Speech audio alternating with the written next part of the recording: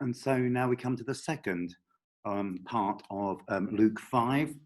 We did the first chunk earlier, or late yesterday, and now we're looking at the next bit. And you remember when I first talked about being beer drinkers, in other words, reading the whole passage in context, the idea of having a long drink rather as opposed to a sip of sherry. You know, we often do like a little verse here and a little verse there and a small story here out of context. I encourage us to be beer drinkers, to read the bigger story, the bigger narrative that Luke is, or whoever it is who wrote the book, is trying to say. I also want to tell us to look out for sandwiches. To look out for sandwiches. Interestingly, you see, the first sandwich appears in this next little bit of text. We see, first of all, we see a story of the man being lowered down through the roof, which I think is just an amazing story anyway. I think there's a great picture there of the friends bringing their friend to Jesus. And actually that's something we can all do, whether it's through praying, through conversation, through whatever. We can enable people to meet with Jesus. That's what I think the heart of being a Christian is about. When the New Testament calls us priests, that's what we are. We're a sort of priests. We can enable ordinary people to meet with the living God just by what we say, what we do, just blessing, whatever it is, be facilitators of that. And maybe we might have to take the odd roof off every now and again as well.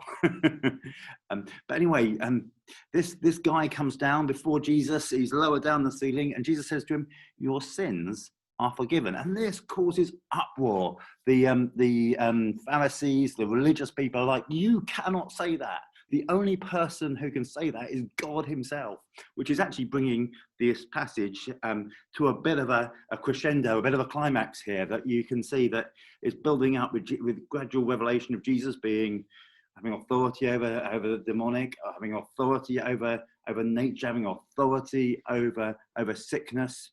And now he says he has authority over sins. And they're saying only God can do that. And he's saying, well, actually, that means that Jesus is God. Jesus is who he says he is. This idea that Jesus isn't just a good person, a good moral teacher, a nice bloke, a wise philosopher. Jesus is God incarnate. Jesus is God with flesh on, if you like. And it causes uproar. They're furious. And this whole passage, this whole sandwich, where the first and the third passage are like the bread. They're the two bits that commentate on each other. And the bit in the middle is the bit that's almost the filling in it, the bit that makes a sandwich a particular sandwich. So we start off with a sort of judgmental, religious-y first crust, where they say, you can't say that, only God can say that. And Jesus breaks up their idea of God, that God could actually inhabit human form and walk and talk and live amongst us. The incarnation shatters this idea of a remote, distant, unattainable, unapproachable God, but a God who comes close in the person of Jesus. Religion is confounded by Jesus. Religion doesn't know what to do with Jesus. People often say, are you religious? And I try and say, well, no, not really. I think actually religion is about as helpful as throwing a drowning man both ends of the rope. Religion will not save people. All religion does is a bit like putting makeup on a corpse. It might make it look a little bit better, but it has nothing to solve the key problem. So it's almost like the first loaf of religion, the first slice of religion. But then Jesus doesn't just say your sins are forgiven as a thing to say that causes a bit of controversy. He then says, well, which is easier, to say your sins are forgiven, or to tell this guy to get up, pick up your mat and walk, which he does. The man gets up and walks, and all are astonished. Jesus validates his claim about the internal healing that he can do, the internal restoration that he can do, by transforming someone's external.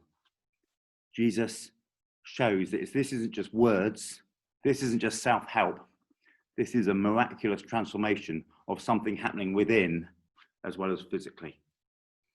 And then we see a little bit further on, we see the next little bit of text Jesus calls Levi, and Levi's a tax collector, and he says to him, come and follow me. And Levi does. He leaves his cash, he leaves his booth, he comes and he follows Jesus. Now, interestingly, let's think about this for a minute. He leaves a whole stash of money, he leaves his employment, he leaves everything to come and follow Jesus. Earlier, what we looked at yesterday, the fishermen got their best catch of fish probably in their entire lives, and what they do with it? Sell it, bag it up, give it to people? No, they left it all to go and follow Jesus. Jesus called both of them from a point of success, of high, of it all going well. They could easily have said, thanks, Jesus, we're sorted now for a while. Where with this catch, we'll be able to solve our financial issues and do very well for ourselves. Thank you so much for your help. And now they said they left it all. They left absolutely everything to follow Jesus. Interestingly, one of my favourite stories is the call of Elisha. And what he does is he has an ox and a bull, and he has a plough. That's all he seems to have in the world. And when God calls him, he sacrifices the bull and the ox on the plough, as though he's like burning his bridges, saying, I'm following Jesus, and there isn't. So I'm following God, and there isn't any turning back. So Levi leaves his world to follow Jesus. And then he welcomes Jesus into his world by inviting Jesus to a meal, a banquet, a party. And Jesus hangs out there with his friends who are also tax collectors or notorious sinners. One translation calls some of his mates.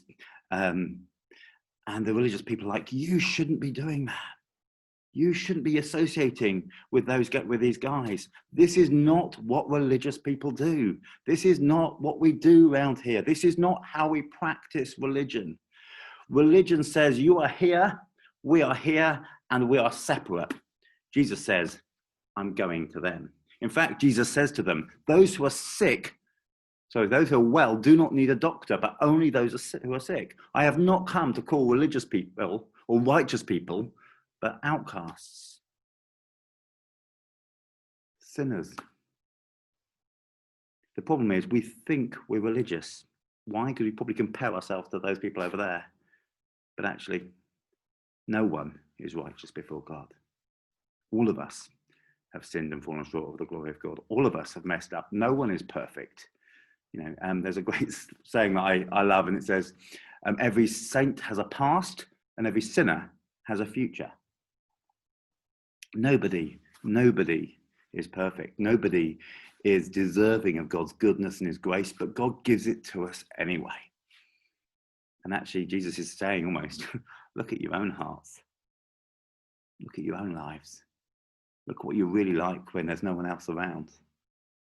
Actually, you're probably a sinner too. The only difference is these guys know that they've messed up, but actually, Jesus is reaching out to them and saying, God has not written you off. God is not finished with you yet. You may think the world's written you off because the religious people may well have done. But don't take the religious people's idea of what God's like as the truth of what God is actually like. God is saying, I want to draw close. I want to sit and eat with you. I want fellowship with you. I want friendship with you now and for eternity, forever and ever and ever. And then we get the final slice of the sandwich, the other bit of bread, if you like, where there's all this faffing around about, again, about how Jesus does or doesn't do religion properly.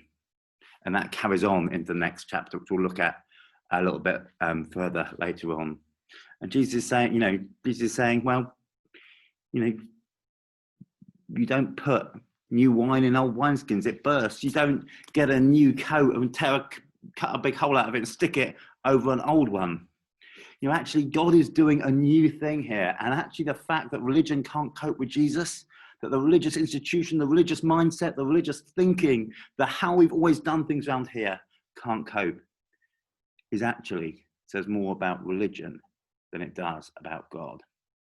You see, actually, if you read Luke's account, actually it's a big challenge to say the way that we've historically done the following of God needs to be radically and completely and totally reinterpreted in the light of the revelation of Jesus Christ. And that is how it ends this passage.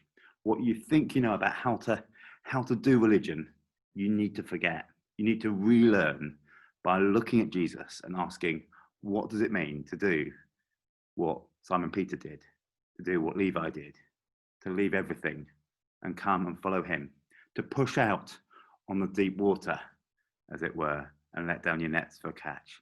What does it mean not to hold on to the security of the trappings and the outward appearance of religion, which time and a time in Luke's gospel gets a bad press? Well, other than Simeon and Anna, right at the beginning, these were righteous people who clearly love God. Religion is not what it's about. It's about meeting the person of Jesus Christ and following him.